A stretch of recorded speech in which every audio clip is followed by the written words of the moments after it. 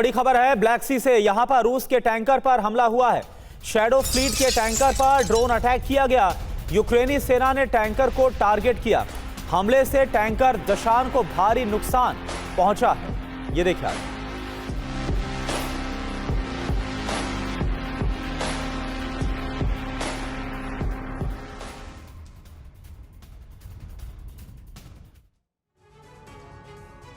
तो global headline यह है कि अमेरिका अब नेटो से अलग होने की कानूनी प्रक्रिया शुरू कर चुका है, यानी करीब 80 साल पुराना सैन्य संगठन शक्तिहीन होने की तरफ बढ़ रहा है।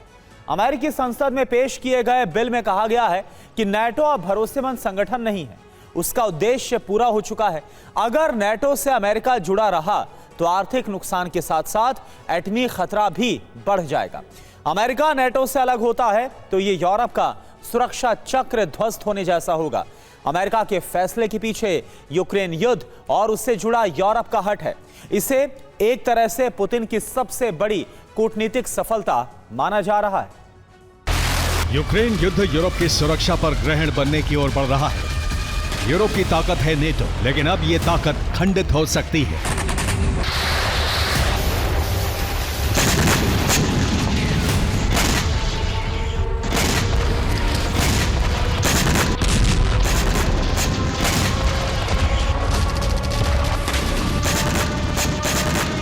यूरोप की ये ढाल अब चकनाचूर हो सकती है, क्योंकि अमेरिका नेटो से अलग होने की तैयारी में है।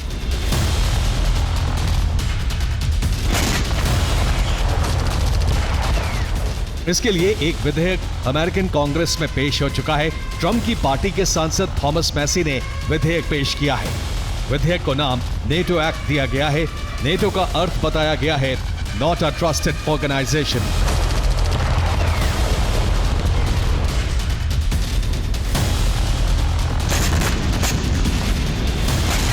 यूरोप नेटो के दम पर ही रूस को चुनौती देता है और इसी संगठन के फंड का इस्तेमाल करके यूक्रेन को हथियार दिए जा रहे हैं।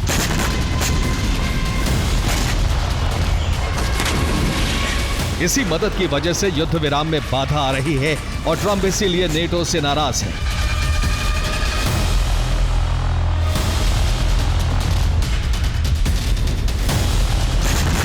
अमेरिकन समाचार पोर्टल को दिए गए इंटरव्यू में ट्रंप ने इस पर नाराजगी भी जताई है। ट्रंप ने कहा है कि यूरोप अपनी बर्बादी तक यूक्रेन को मदद जारी रखना चाहता है। ठीक है, वो मदद जारी रखे।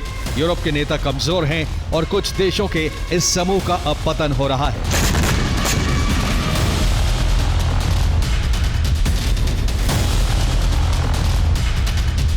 ट्रंप ने ऐसे संकेत दिए हैं जो यूएसएसआर की तरह यूरोप के पतन का दावा कर रहे हैं। ट्रंप का मानना है कि आने वाले समय में यूरोपियन यूनियन का कोई महत्व नहीं रह जाएगा।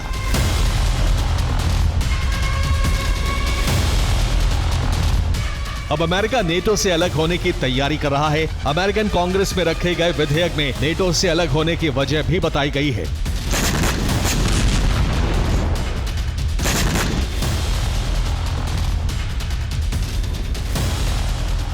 विधेयक में कहा गया है कि नेटो अमेरिका के हितों की रक्षा नहीं कर रहा है। नेटो का पूर्व की ओर विस्तार रूस अमेरिका तनाव का कारण बन चुका है। नेटो अब विश्वसनीय संगठन नहीं है।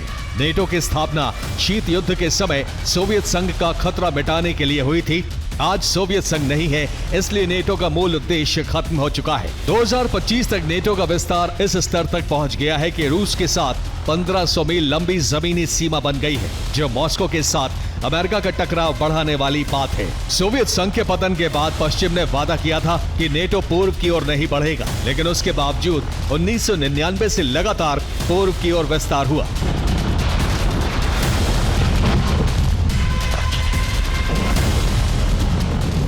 यूरोपीय देशों की महत्वाकांक्षा है यूक्रेन को नेटो में शामिल करना, और यही विस्तारवाद जंग का कारण बना है।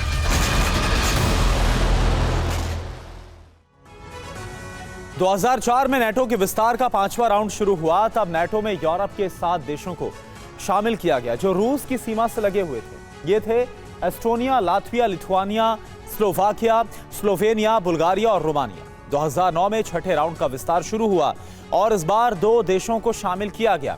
ये थे अल्बानिया और क्रोएशिया। इसके बाद 2017 तक विस्तार रुका रहा, लेकिन इसी साल 7वें राउंड में मॉन्टेनेग्रो को नाटो में शामिल कर लिया गया और जो 8वां राउंड है 2020 में शुरू हुआ और इस साल नॉर्थ मैसेडोनिया को नाटो की सदस्यता दे दी गई। 3 साल के बाद 2023 9वें राउंड का विस्तार शुरू हुआ और फिनलैंड को नाटो सदस्य घोषित कर दिया गया, जिसकी सीमा रूस से परमाणु बेस वाले इलाके से सटी हुई है। 10वां राउंड 2024 में शुरू हुआ और स्वीडन को नाटो सदस्य बनाया गया। हालांकि फिनलैंड के साथ ही स्वीडन को भी सदस्य बनाने की तैयारी थी, लेकिन तुर्की का वीटो बाधा बन रहा था। देखिए आप। नेटो के पूर्वी छोर की सुरक्षा के नाम पर अक्टूबर-नवंबर में ही ऑपरेशन ईस्टर्न सेंट्री चलाया गया।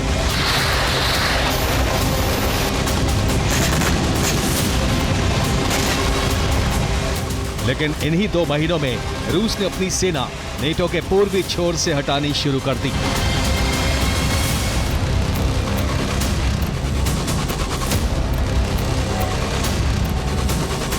दरअसल ट्रंप नहीं चाहते हैं कि वो यूरोप की सुरक्षा का भार अमेरिकी खजाने पर बढ़ाते रहे। चुनाव प्रचार के दौरान भी ट्रंप यही कहते रहे हैं कि रूस और अमेरिका के बीच अटलांटिक महासागर है। रूस अमेरिका के लिए नहीं, यूरोप के लिए खतरा हो सकता है।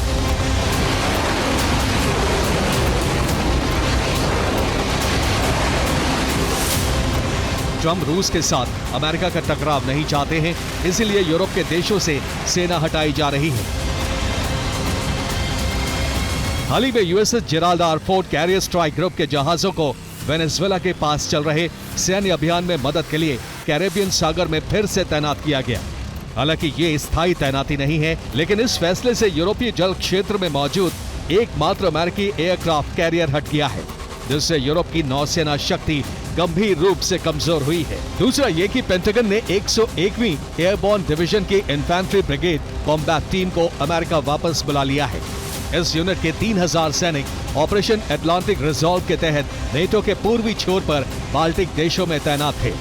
इनमें एक नई टोही विमान कंपनी भी शामिल है, जिसे यूक्रेन को मदद देने के लिए तैनात किया गया था।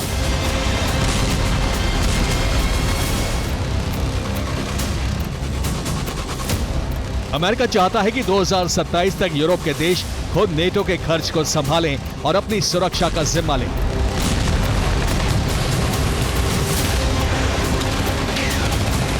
अमेरिका का प्लान साफ है कि वो यूरोप से किनारा करना चाहता है, क्योंकि यूरोप के देश नेटो के रक्षा बजट पर बहुत कम खर्च करते हैं। यूरोप में कुछ ही देश हैं जो नेटो पर जीडीपी का 2% से ज्यादा खर्च करते हैं।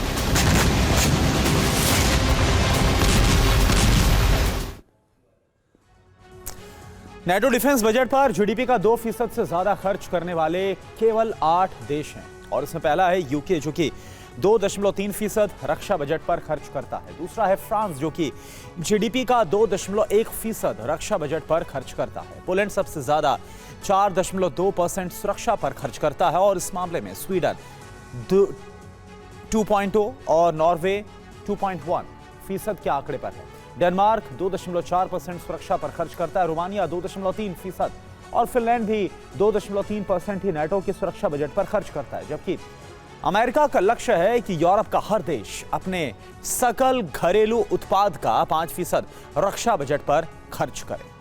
अमेरिका $900 बिलियन से ज्यादा हर साल नेटो के डिफेंस पर खर्च करता है, जबकि ट्रंप का मानना है कि अमेरिका को रूस से कोई खतरा नहीं है।